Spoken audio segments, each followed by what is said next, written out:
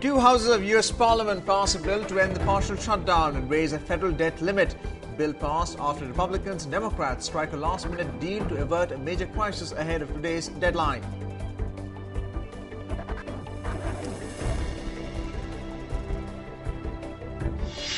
Talks on Iran's nuclear program end on a positive note in Geneva. Both sides describe the talks as forward-looking and substantive, agree to meet again next month.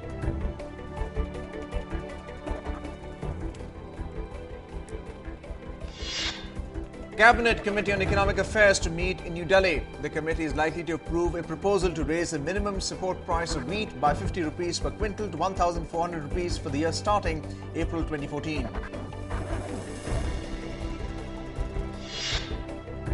Central Bureau of Investigation recovers 25 crore rupees of unaccounted money during searches at the HINDALCO office in Delhi. Raids followed. Agency probing the coal scam lodged a case against industrialist Kumar Mangalam Birla and former coal secretary P.C. Parak.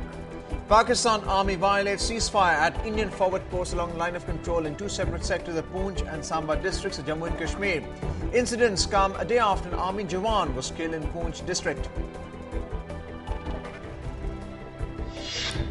Flood situation in Odisha's 5 northern districts triggered by Cyclone Phailin slightly improves. Over 600 villages are still marooned.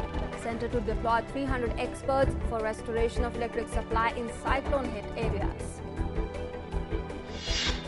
Today is the deadline set by Supreme Court for the centre and Uttar Pradesh government to file the responses on a plea seeking the reason behind the communal clashes in Muzaffarnagar.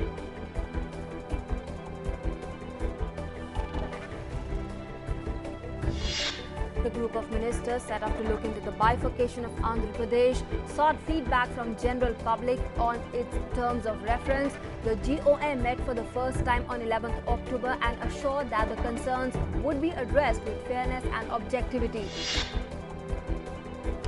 Endorsing Gujarat's CM Narendra Modi as BJP's prime ministerial candidate for the first time, party patriarch LK Advani said he would be happy to see him as prime minister. Advani also praised Modi for the work done in Gujarat. The Election Commission slaps a notice against Madhya Pradesh Industries Minister Kailash Vijayvargiya for making contemptuous remarks against the moral code of conduct and distributing money. EC has asked him to reply by 18th October. Corporate Affairs Ministry summons suspended Trinamool Congress MP Kunal Ghosh in connection with its probe into the Sarda chit fund scam case. Ghosh asked to visit the office in Delhi today. The Sarda scam came to light in April, after which Group Chairman Sudipta Sen was arrested along with two others. Passengers will now pay more for travelling in Rajdhani, Duronto and Shatabdi trains from today onwards. Catering charges have been increased in these premier trains by about 2 to 4%. Those who purchase tickets earlier will have to pay the difference in the fare. 49 passengers, including 5 crew members, killed in a plane crash in Southeast Asian nation Laos. The plane carrying passengers from 11 countries was on way from Vientiane to Pakse in the country's south. Suicide bomber forced his way into an Eid gathering, killing Law Minister of Khyber Pakhtunkhwa province besides several others in the northwest province. Khyber Pakhtunkhwa Governor Shauqatullah and Chief Minister Parvez Khattak strongly condemned the attack. Powerful typhoon triggers landslides and causes over 17 deaths on the Japanese island. Hundreds of flights grounded and public transportation paralyzed in Tokyo. Dozens of homes destroyed and over 50 people reported missing.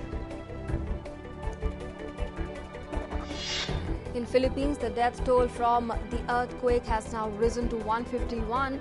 Relief efforts are continuing on the island of Bohol, which bore the brunt of the 7.2 magnitude quake, and in the neighbouring Cebu.